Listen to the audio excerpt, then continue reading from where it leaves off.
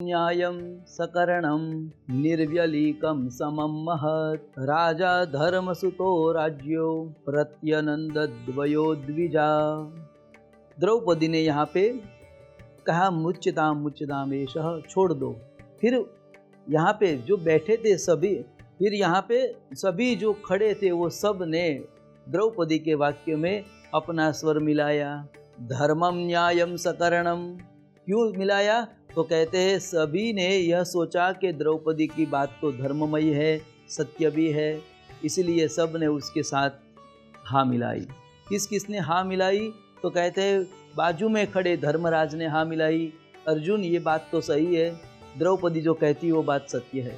ब्राह्मण के पुत्र का वध करना वो अपराध है, वो ब्रह्महत्या है, इसलिए उसे छोड़ दो। बाजू में खड़े भगवान कृष्ण वासुदेव ने भी कहा कि हाँ बात तो सही है, धर्ममयी बात है, ब्राह्मण के पुत्र को नहीं मारना चाहिए। सहदेव और नकुल ने भी उसमें साथ पुराया और सभी वहाँ पे खड़े हुए सभी लोग ने कहा कि द्रौपदी की बात सत्य है, धर्ममयी बात है, इसलिए इस अश्वत्थामा को छोड़ देना चाहिए, इसलिए इस अश्वत्थामा को छोड़ देना चाहिए। सबसे पहला द्रौपदी की बात का स्वीकार किया धर्मराजा ने।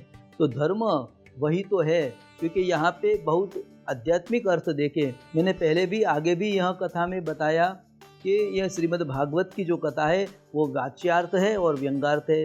व्यंगार्थ में हम देखें तो द्रौपदी कोई सामान्य स्त्री नहीं थी, यह स्त्री दया की मूर्ति थी। यह दया की मूर्ति है, द्रौपदी कोई सामान्य स्त्री नहीं है, दया की मूर्ति है। और दया किसके पास है?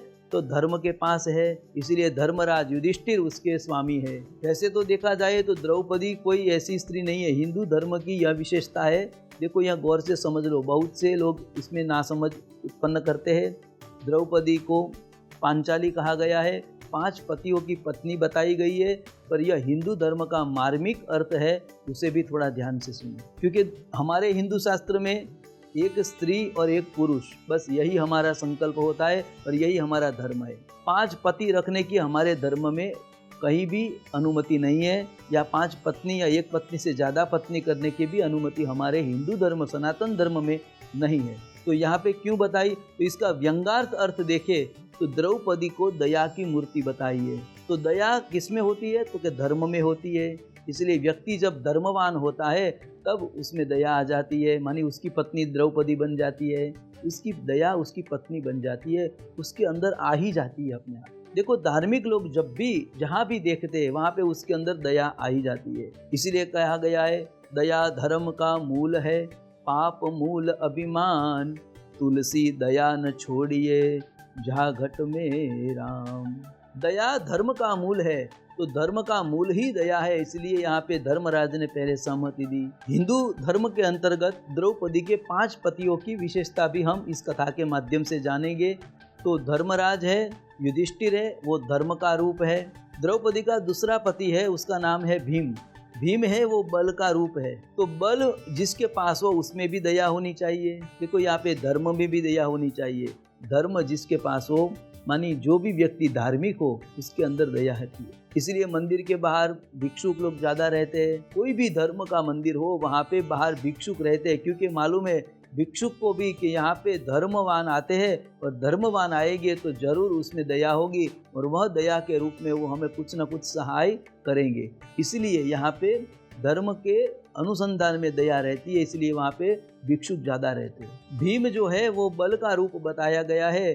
तो द्रौपदी बल के भी अधीन है, दया बल के भी अधीन होनी चाहिए। बहुत से बलवान है, बहुत से हट्टे कट्टे लोग रहते हैं, बहुत के पास शस्त्र है, पर यदि शस्त्र के बाद उसमें दया नहीं होती तो वो शस्त्र का दुरुपयोग भी करते हैं, किसी को परेशान करने में या किसी को लूटने के लिए। और यही व्यक्ति के पास जो शस्त्र में दया हो, शस्त्र के साथ बल के साथ यदि उसमें दया होगी तो वह किसी की आबरू बचाएगा, वह किसी की रक्षा करेगा, वह देव ब्राह्मण गुरु की सुरक्षा प्रदान करेगा। इसलिए बल में भी दया होनी चाहिए। दया उसकी पत्नी है, मानी भीम उसका पति है। बल है पर वह हिंसा यदि करता हो तो वो दया नहीं है।